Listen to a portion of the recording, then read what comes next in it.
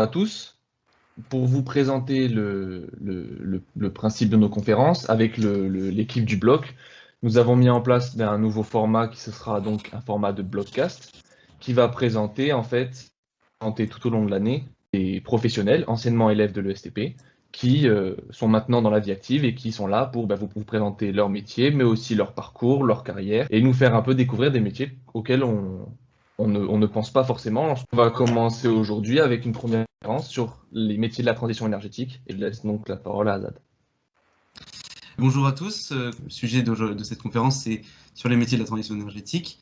On a avec nous M. Raphaël Picciotino, qui est référent construction chez AQE Énergie. On a M. Émeric Cormier, qui est chef de projet Innovation Énergie chez Domo France. Et enfin, qui va nous rejoindre un tout petit peu plus tard, on aura M. Nicolas Meillan, qui lui est consultant en transport en énergie chez France Stratégie. Je vais vous laisser vous présenter peut-être un peu plus en détail, chacun votre tour. On pourrait commencer par Raphaël, par exemple. Oui, bonjour à tous. Merci au blog de nous donner l'occasion de nous exprimer. Donc Raphaël Picciotino, B05. Donc je m'occupe de la stratégie construction chez AQE Énergie. AQE Énergie, un producteur indépendant français d'énergie renouvelable et distribuée. Et je suis ravi de faire partie de cette première conférence de la journée.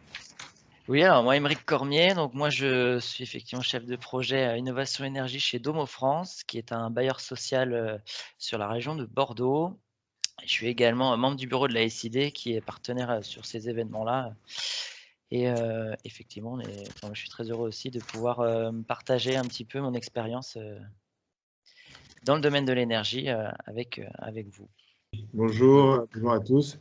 Donc moi je suis Nicolas Meillan, je suis TP03 et donc aujourd'hui je fais 3 métiers différents. Je suis conseiller scientifique chez France Stratégie, expert voiture électrique au sein d'un cabinet qui s'appelle Evivolume, et je travaille aussi avec ma femme qui a monté une entreprise de culottes menstruelles.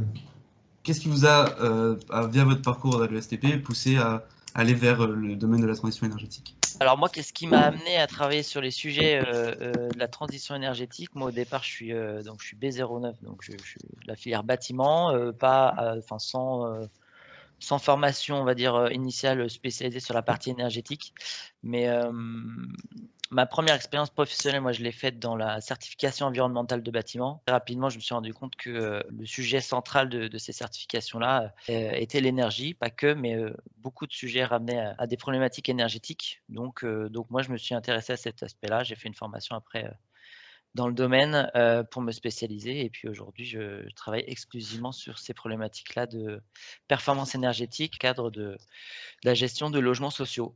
Moi, c'est pas forcément ce sur quoi je me suis axé en début de carrière, mais c'est vrai parce que d'une part, c'était pas forcément là où l'activité se situait, c'était pas forcément politiquement quelque chose qui était encouragé, économiquement. Malgré tout, ce qui est marrant de comprendre, c'est que après avoir fait travailler chez un EPC dans l'industrie, l'oil and gas, donc des industries lourdes, notamment en Nouvelle-Calédonie, et voir un petit peu que sur des terres vierges ou dans des lagons, on arrivait à créer de la pollution, je me suis dit qu'à un moment, qu'est-ce qui faisait sens, qu'est-ce que je pouvais assurer comme avenir à mes enfants, donc c'était de participer activement à la lutte contre le réchauffement climatique, notamment dans la construction et ce secteur des énergies renouvelables, qui est plus au cœur des problématiques d'aujourd'hui. Et donc, c'est une prise de conscience, des convictions. Et ce qui est marrant de voir, c'est que dans mon entreprise, au sein de mon département, il y a des ESTP qui ont eu le même parcours que moi, donc qui n'ont pas forcément commencé dans les énergies renouvelables, qui ont aussi travaillé pour des industries type oil and gas et qui aujourd'hui se retrouvent dans ces secteurs-là. Je pense que c'est une prise de conscience et surtout la possibilité de pouvoir participer à des projets réels et innovants, donc des moyens économiques et politico-sociaux. Moi, j'ai fait TP03, j'ai fait un 3e cycle au MIT à Boston. Ensuite, je n'avais pas fait de stage de fin d'études, de TFE, donc j'ai dû refaire encore un master, un DESS, à l'université de Versailles-Saint-Quentin, dynamique des structures mécaniques dans leur environnement. c'est un très long, mais ça m'a permis d'avoir un stage que j'ai fait chez Renault, où j'ai fait du calcul de crash pendant 9 mois. Ensuite, je suis allé chez Peugeot dans l'Est de la France, toujours pour faire du crash, qui est une voiture et une poutre, c'est à peu près pareil. Et puis ensuite, en 2005, j'ai basculé dans le monde du conseil sans avoir fait aucun MBA ou études sur ce domaine. Donc, je suis allé dans un cabinet de conseil dans le domaine de l'automobile.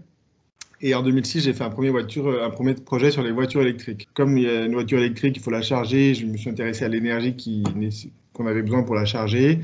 Et petit à petit, j'ai regardé ces sujets de plus en plus près. Je me suis spécialisé sur la voiture électrique. Une fois que je suis devenu entre guillemets un spécialiste, c'est comme ça que je suis aussi rentré à France Stratégie en 2018. Et pour les culottes menstruelles, il se trouve que c'est ma femme qui a lancé le projet, donc c'est beaucoup plus facile. Voilà.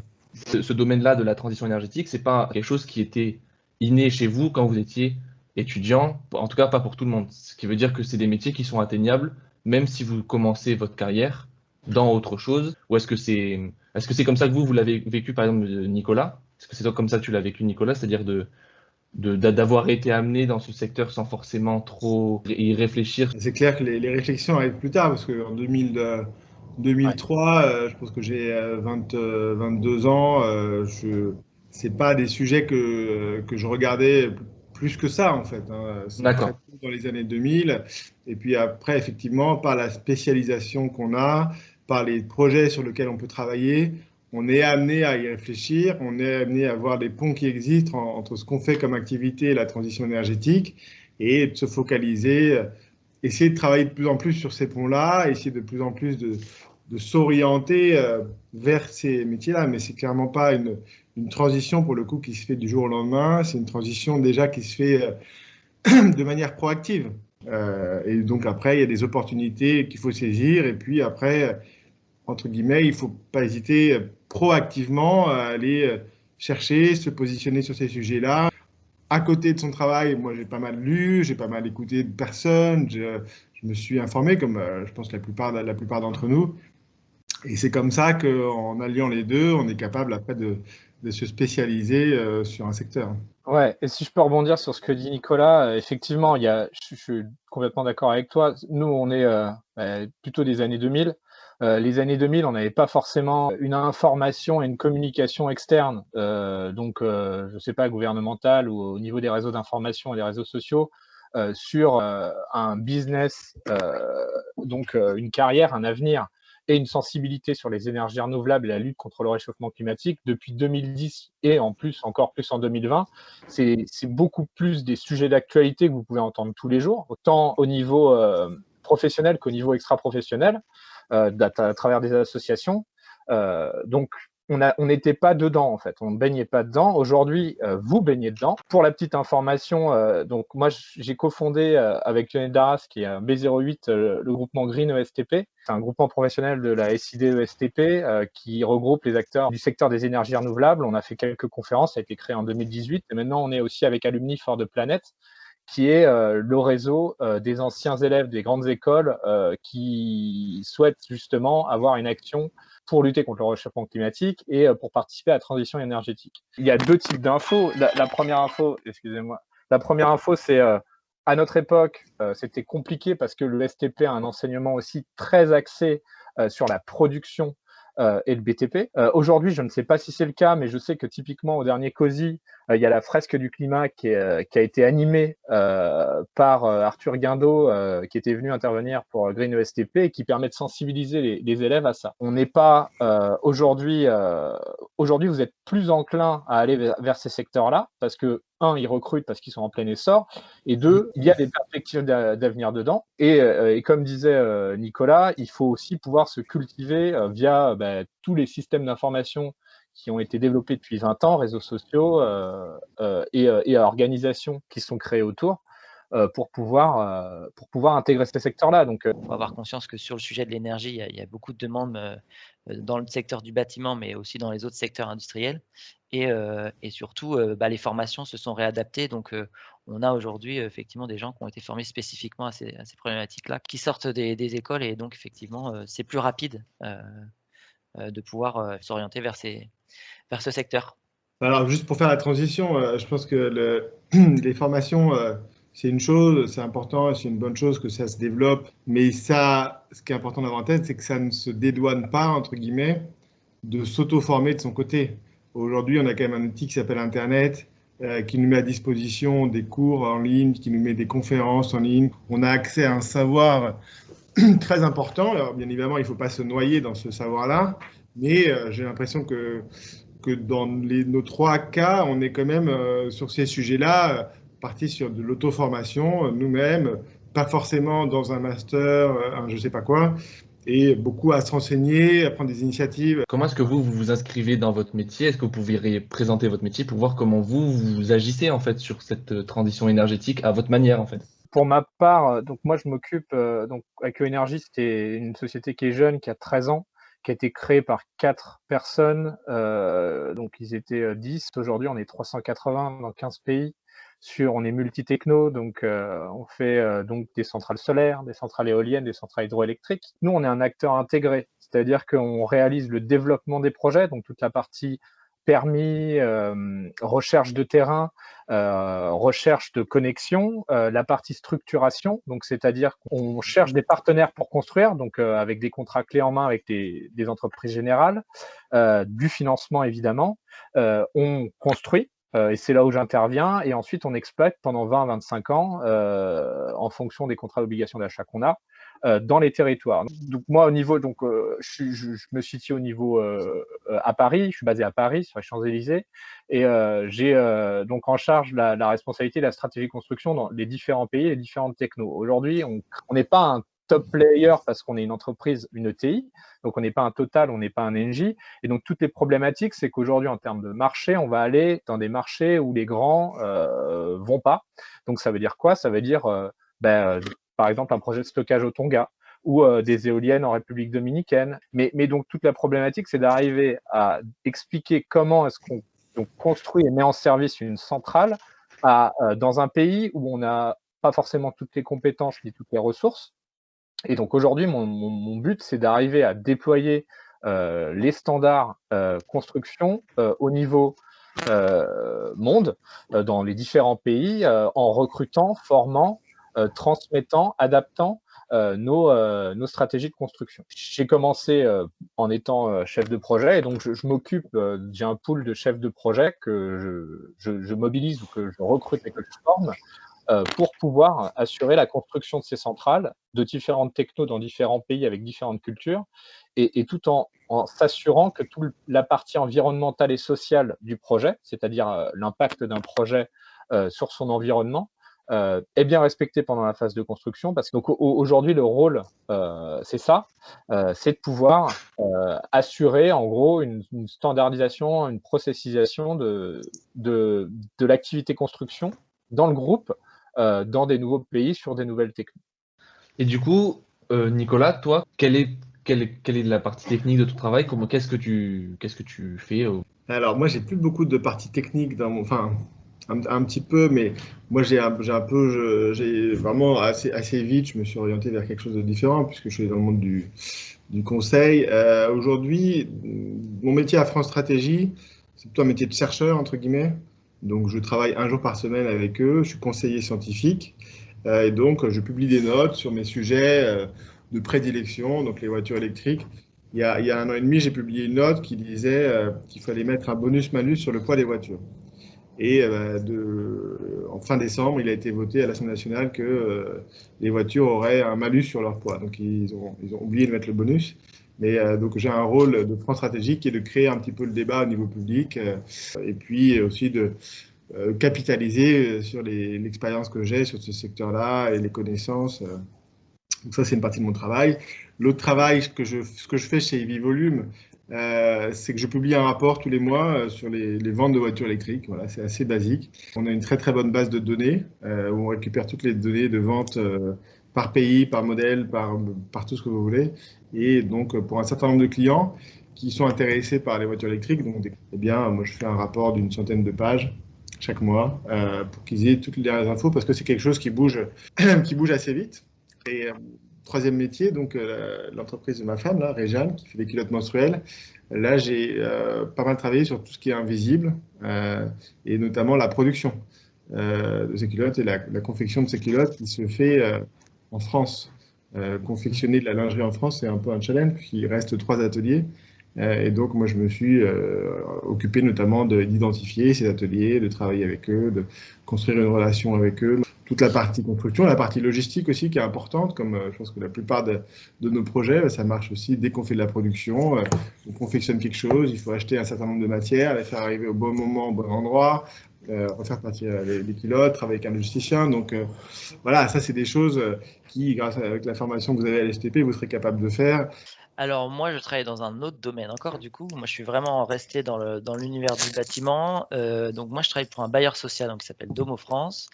Et un bailleur social, c'est quoi? C'est une entreprise qui construit, qui entretient et qui gère des logements qui sont destinés à des personnes à revenus modestes et très modestes. Donc l'idée, c'est de participer un petit peu à l'objectif de proposer du logement à loyer accessible pour tous. Voilà, donc moi je fonctionne, je travaille pour une entreprise bailleur social qui est donc financée en partie par l'argent des entreprises, puisque les bailleurs sociaux sont financés en partie par le 1% logement, qui est en fait une taxe, on va dire, une contribution que paye chaque entreprise pour favoriser l'accès au logement de leurs salariés. Moi, je travaille donc dans un service au siège, donc de chez Domo France, et donc mon rôle, c'est de déterminer un petit peu la stratégie en matière d'énergie, avec l'objectif final qui est de permettre de rendre accessible le plus possible et d'éviter les situations de précarité énergétique de nos locataires, sachant que on est sur une catégorie de population qui est extrêmement exposée aux problématiques de précarité énergétique. Est-ce que vous auriez des conseils pour un étudiant qui vient d'être tout justement diplômé et qui entre dans la directive, dans le domaine de la transition énergétique? Ou pas d'ailleurs? En sortant d'école, on n'a peut-être pas une vision, c'est peut-être pas ce qu'on demande. Il y en a qui savent ce qu'ils vont faire, où est-ce qu'ils veulent aller et où est-ce qu'ils veulent être dans 20-30 ans. Il y en a beaucoup, je pense, qui ne savent pas. Et ne pas savoir, c'est pas un problème. Je pense que moi, pour avoir donc travaillé dans différents secteurs d'activité, donc le bâtiment, sortie d'école, le oil and gas, les infrastructures, l'industrie, j'ai plutôt testé plusieurs choses qui, sur le moment, me semblaient mieux me correspondre tant au point de vue professionnel que personnel, mais sans avoir forcément une vision claire de là où je voulais aller. Et c'est au fur et à mesure des expériences, des rencontres, que j'ai pu savoir exactement ce que je voulais faire. Et ça c'est important de le savoir, parce que c'est difficile, je pense, quand on sort d'école, de se dire « Waouh, voilà ce que je veux faire toute ma vie ». Donc ça, c'est le premier point, c'est que c'est pas parce qu'on fait, on choisit une voie qu'on peut pas en dévier, au contraire. L'important, c'est de pouvoir savoir ce qui est le mieux pour soi-même, se sentir le mieux. Donc, à participer donc à des expériences professionnelles qui reflètent aussi les valeurs. Après, c'est vrai qu'il faut pas oublier non plus d'essayer de garder, à l'inverse, une cohérence dans sa carrière professionnelle. Donc, essayer quand même de pouvoir à chaque fois, que ce soit par la position ou par le rôle ou par les fonctions exercées, se dire que peut-être que sur un CV, c'est mieux si on voit une certaine continuité. Alors, et ce projet-là, aujourd'hui, vous ne pouvez pas, je pense, le faire à 20 ou 30 ans, sauf si vous êtes passionné et convaincu, mais vous pouvez le faire à 5 ou 10 ans, pourquoi pas, sur un projet de vie dans un pays, dans une région, ou dans un secteur d'activité. Ce qui est aussi important à avoir en tête, c'est que quand on fait ses études, le premier boulot, c'est pas forcément le boulot de ses rêves. Le boulot de ses rêves, il arrive au bout peut-être de 10 ans, de 15 ans, de 20 ans. Mais entre-temps, il faut s'organiser pour pouvoir y arriver. Il y a un chemin pour y arriver. Et ça se fait entre guillemets quand même par petits pas. Donc, on commence par quelque chose pour acquérir de la formation, pour acquérir de l'expérience, pour acquérir d'autres choses. Et petit à petit, il faut faire le nécessaire pour que ça tourne. C'est un peu un gros paquebot, que ça tourne vers ce qui nous intéresse.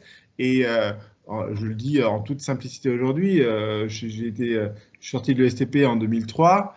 Ben voilà, j'ai démissionné de mon cabinet de conseil en 2018. Donc après 15 ans, aujourd'hui, je fais concrètement, effectivement, ce qui m'intéresse et ce que je veux. Mais ça ne s'est pas fait du jour au lendemain. Il n'y a rien qui arrive tout seul. Ce qu'il faut, c'est vraiment bien être ouvert aux rencontres, aux opportunités. Dans l'entreprise où vous êtes, trouver quelqu'un qui va vous tirer vers le haut, vous emmener. Si vous allez dans l'entreprise et vous n'avez pas de manager et il est là que